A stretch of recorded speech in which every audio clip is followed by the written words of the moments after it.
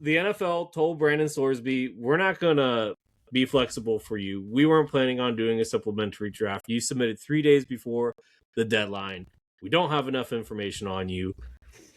You didn't take accountability. You're still trying not to take accountability. Suck it up, Really Buttercup. stubborn. Talk to us in the spring. Yep. On to the next thing. And I love that. And now some people will say, oh, that's against the rules. No, it's not. The NFL has sole discretion when it comes to the supplementary draft. Get over it. They do. They do. Here's my thing with it. I think it leads to a slippery slope when it comes to the NFL kind of sort of discipline a player that's not actually an NFL player. What do you mean? Mm-hmm. They're not disciplining them. They're making a stance saying... Because they basically told them to sit for a year. We all know that. I mean, even if they did, first off, so you can't force a league that has sole discretion to have a supplementary draft to make them do it if they weren't planning on doing it prior to. Without the draft, Sorsby is basically ineligible, correct? He should be ineligible. Yeah. But from what it looks like, yeah. Yeah, but that's... Unless he goes play for, like, the Canadian League. Yes, I understand that. But it's, like I said, it's a slippery slope because whatever you do in college... Now, I'm one of these people... I'm a person who, if you do the crime, do the time, you should be able to, have a successful career or life after, you've been judged and you've done your time. Right. If Brandon Sorsby is eligible and he submits all the documents, that's what his lawyer says. He submitted all the documents. Then the NFL basically changes their mind based off the pressure of, the NFL headquarters or Commissioner Goodell, whoever. I think that's a little unfair. Okay, counterpoint. First off, you say that you think that people should serve the time. What time has he served? He hasn't served one suspended game in the NCAA. He hasn't served any time for this, right? See, that's the point. That's the NCAA. We're talking about NFL. Okay, but like gambling is a different entity altogether. I think we can all agree on that. It's worse. Honestly, I think gambling's worse than in performance enhancers. To be completely honest with you, I believe that. I do. I believe it. It's or at least on the same level here, guys. Look, it infringes on the integrity of the game.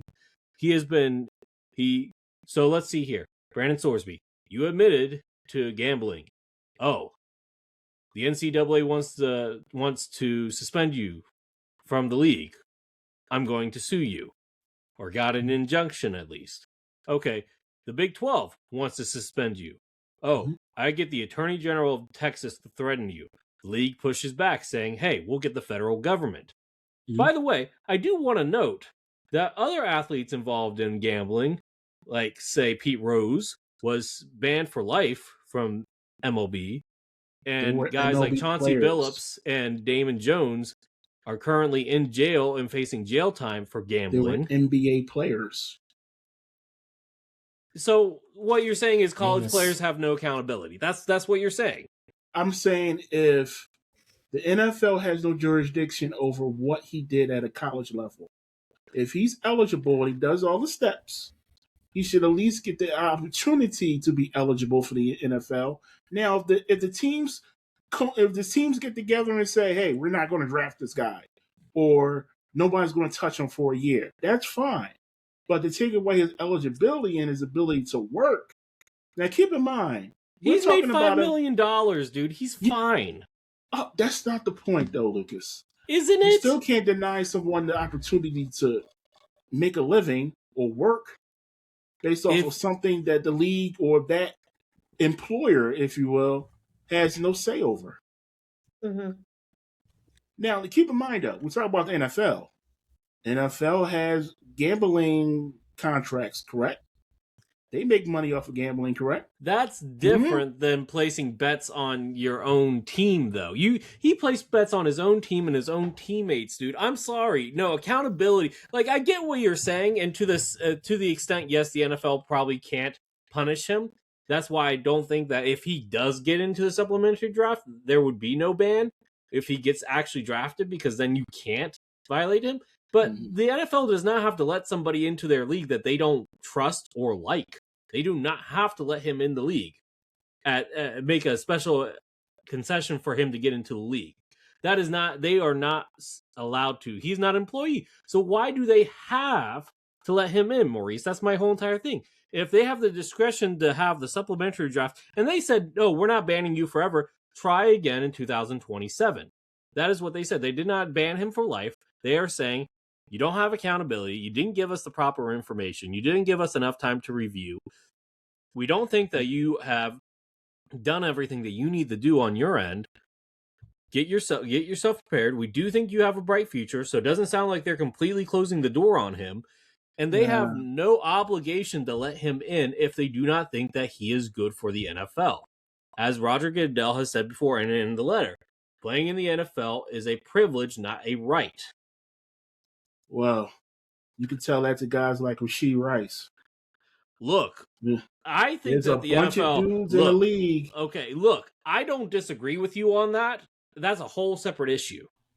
We're talking about this one issue. JT, go ahead, chime in. So, long story short is, football players do not gamble. Simple. I agree Case with closed. that. I agree with that. So he should never play in NFL then. Honestly, he's got to go through that year off and then have to roll it back. The only thing that I'm saying is, why in the world would you gamble in that process to jeopardize your next level career? That's my thing, is that if you really care about the game, you have no business gambling your future. For what? I agree with the gambling part. My issue is the NFL shouldn't deny someone if they are eligible. If the NFL decides we don't want you playing in the NFL, wait a year, come out with that statement. I wish they would have did that instead of it going. Just say denying someone eligibility for a supplemental draft that we all thought he was going to be in, correct? We all thought that. There was a strong possibility. It's a possibility. Yeah, but at the same time, in the NFL bylaws, whether you think it's fair or not, Maurice, in the bylaws, they have the right to have discretion on whether or not they have a supplementary draft. They haven't had it since 2023, and since 2019 was the last player that was actually drafted in there. It doesn't happen very often. And maybe, just maybe, this is the punishment they're doing for Sorsby to sit out a year.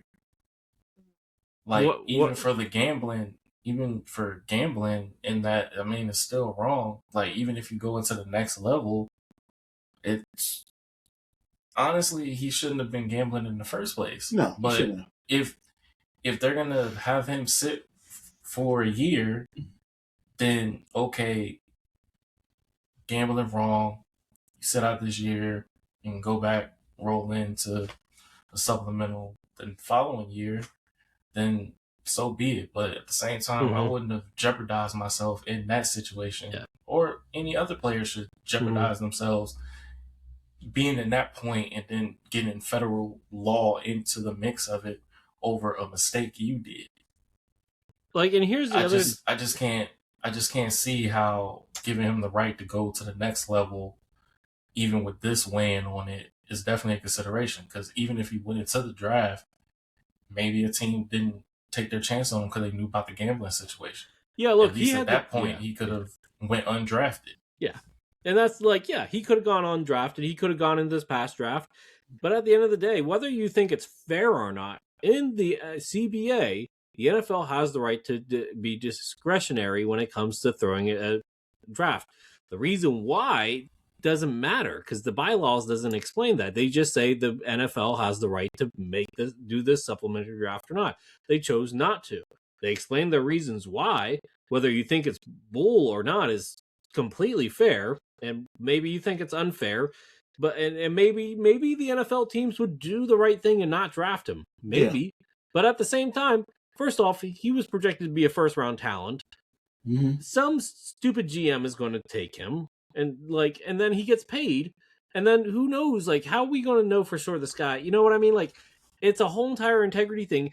And I think, like, the integrity of the game, especially, like, look, the NFL takes the integrity of the game pretty seriously. You talk about, like, Deflategate, all that stuff. Mhm. And by the way, the attorney that's representing Sorsby is the guy that also represented Tom Brady during the Deflategate stuff as well. So keep that in mind. Mhm. But at the, you could say, oh, it's a slippery slope. Let's be clear. They've let some guys into the NFL that had some really questionable stuff. The line is gambling. Whether you believe that that's the right line, we can talk about. But at the end of the day, that's the line that the NFL has drawn, and they have the rights within their bylaws to act upon those. Whether you agree with it or not is a completely different story. I believe the NFL took a stand on this that, like I said, it can lead down a bad road. Well, But we can leave it at that. We can leave it at that. Okay, yeah. I mean, look, Yeah. It's interesting. I was not expecting. I thought we were all going to be on the same page on this, so it was interesting to have this. No, it was a nice little debate. Originally, sure. I was on the same page with it, but then, like, the lawyers got into it, and then I really thought about it, like, it's kind of messed up that you basically telling him the NFL was disciplining him, basically what the NCAA should have done. Well, they did, but they weren't. But his lawyer and his lawyer was going to fight back, and they got the injunction to where the NCAA couldn't. And then the Big 12 got the teeth to do it, and kudos on the Big 12. Kudos. The Big 12 did what they should have needed to do. Well, I think for Sorsby, no more legality. Just take the year off. You just take the L. Take the L, dude. Take the just year keep off. your body in Rewrite shape, your story. Train as much as you can, and just rewrite the wrong. And like you just said, don't gamble. Like you said, a team is going to take him. Somebody's going to take. Look, as long as he keeps his nose clean, like, somebody's going to take him. Yeah, stay out of the headlines. Don't sue your potential employer. Okay, don't do that. Okay, don't do that.